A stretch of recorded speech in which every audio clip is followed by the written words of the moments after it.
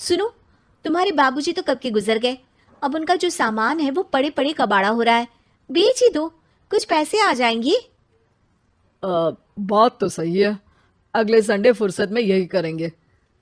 अगले संडे रोहित सारा सामान कबाड़ी को घर बुला के दे देता है। तभी उसकी नजर बाबूजी की पुरानी टीवी पर जाती है, जो इतने सालों तक कूड़े में पड़ी थी, फिर भी चमचमा रही थी। टीवी तो देखो, जैसे एकदम नई हो। हाँ, बाबूजी को टीवी देखना बहुत पसंद था। उनका सपना था कि वो टीवी पे आए। एक बार मौका भी था जब वो अपने गांव के गाने सुनाने किसी चैनल पर जाने वाले थे, पर मैं और मेरा भाई लड़ पड़े और बाबूजी को घर पर ही रुकना पड़ा। चला के देखें क्या? हाँ हाँ, क्यों नहीं, देख लेते हैं। पर शायद ही चले। बाबूजी ने उस लड़ाई के दिन के बाद टीवी देखना ही छोड़ दिया था। टीवी चालू करने के लिए उसमें केबल वायर लगा दिया जाता है। एक न्यूज चैनल चालू हो जाती है।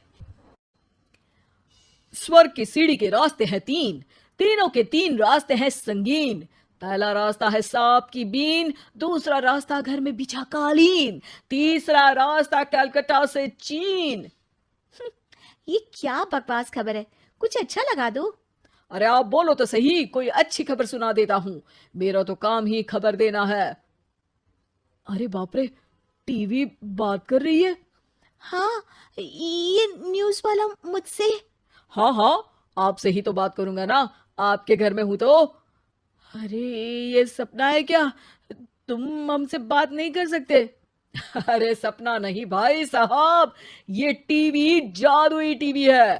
बोलो, क्या खबर सुननी है, वरना ब्रेक लेने का टाइम आ जाएगा। सुप्रिया घबरा के टीवी बंद कर देती है। वो क्या था? अरे एक बार और चालू करके देखे, फिर से बात करेगा तो चैनल बदल देंगे। सुप्रिया फिर टीवी चालू कर देती है। अरे ऐसा कोई मुंह पे टीवी बंद करके जाता है क्या? मुझे बुरा लगा आपका नेचर। चाय पानी तो पूछो। सुप्रिया टीवी के बटन से चैनल बदल देती है। अब टीवी पर एक फिल्म चल रही है। अरे ये तो सूर्यवंशम है ना? हाँ, और ये ठाकुर को जहर की खीर दे दी और उसको पता भी नहीं है। ए भाई, खीर मत पीना, उसमें जहर है, मत पीना। ठीक है महाशय, जैसा आप कहें। हाँ। अरे, आपकी बात मान ली, पूरी पिक्चर ही अब तो बदल जाएगी।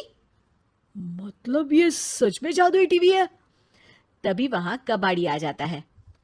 भैया, टीवी के 150 रुपए दूंगा, चलेगा? अरे 1.5 करोड़ में भी ना दे तुमको ये टीवी हम। अरे 1.5 करोड़ खरीदने को होते तो तुम्हारे घर में ये पानी चाय नहीं पीता, अंबानी या टाटा के घर बैठा कोल्ड कॉफी पीता। रोहित कबाड़ी का हिसाब करके उसे वहां से चलता करता है और अपने भाई शशिकांत को फोन लगा के बुलाता है। शशि थोड़ी ही देर में वहां पहुंच जाता है। क्या हो गया भैया?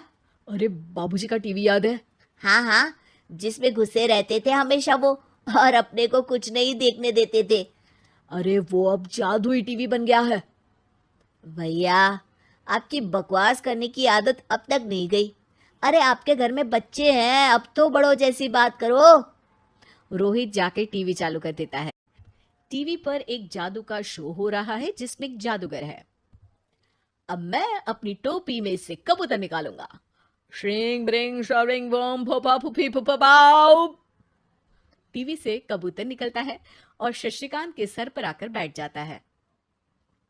भैया, ये क्या हो रहा है? भैया इसे उड़ाओ। एक कबूतर, जा जा, कबूतर चल निकल। अब मैं टोपी में से सांप। सांप सुनते ही शशिकांत कांप जाता है और भाग के टीवी बंद कर देता है। भैया, सॉरी भैया, मैं समझ गया ये सच में जादुई टीवी है, पर एक बार और ट्राई करते हैं। पर भाभी, कोई दूसरा चैनल लगाओ जिसमें डर ना लगे। सुप्रिया टीवी चला देती है और न्यूज लगा देती है। अरे कितने दिनों बाद मुझे याद आया, बताइए क्या खबर सुनाओ। और ये नया आदमी कौन है? ये मेरा भाई है शशिकांत। ओह यस, वही है ना जिससे तुम लड़ लिए थे किसी बात पे, और तुम्हारे बुढ़ाओ पिताजी गुस्सा हो गए थे और टीवी को संन्यास दे दिया था। हैं? तुमको कैसे पता ये सब? इस टीवी में रहने वाले आदमी से लेकर कबूतर तक को तुम्हारे बाबूजी और तुम्हारी बातें पता है, इसलिए तो ये जादुई टीवी है।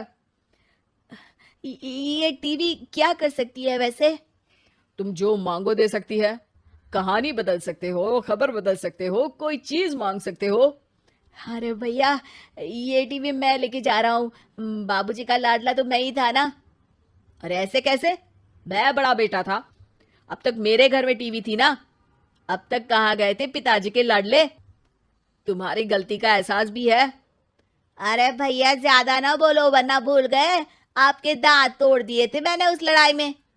मेरी बीवी के सामने मेरी बेइज्जती करता है। रुक, दोनों भाई हाथापाई पे उतर जाते हैं। रुक, बताता हूं तुझे कि कौन बड़ा है। अरे छोटे का दम तो देख लीजिए आप। ये खबर आपके बाबूजी को देता हूँ। तभी टीवी अचानक बंद हो जाता है। अरे शायद टीवी नाराज हो गया। और लड़ लो, आए बड़े खली बनने। टीवी से एक तेज रोशनी निकलती है और टीवी में बाबूजी दिखाई देते हैं। बाबूजी आप। इतना चकरा क्यों रहा है? अपने बाप को नहीं पहचानता क्या? ये तो ऐसा ही है बाबूजी। प्रणाम बाबूजी। अरे चुप कर, तुम दोनों ही उल्टे हो। तुम्हारी वजह से मैंने टीवी में आने के सपने को छोड़ दिया, तुम्हारी लड़ाई की वजह से। और तो और, जितना मैं अपनी बीवी को नहीं देखता था उतना टीवी को देखता था, वो भी छोड़ दिया तुम दोनों की लड़ाई की वजह से। और अब मरने के बाद जब मैंने टीवी को जादुई टीवी बना दिया तो भी तुम इसका फल लेने की जगह लड़ रहे हो। अरे तुम तो लायक ही नहीं हो। अब तुमको बाबा जी का ठुल्लू भी नहीं मिलेगा। बाबूजी चले जाते हैं। टीवी बंद हो जाता है। रोहित और शशिकांत गिड़गिड़ा के टीवी के सामने हाथ जोड़ के बाबूजी को बुलाते हैं, पर टीवी सिर्फ धुआं निकालता रहता है।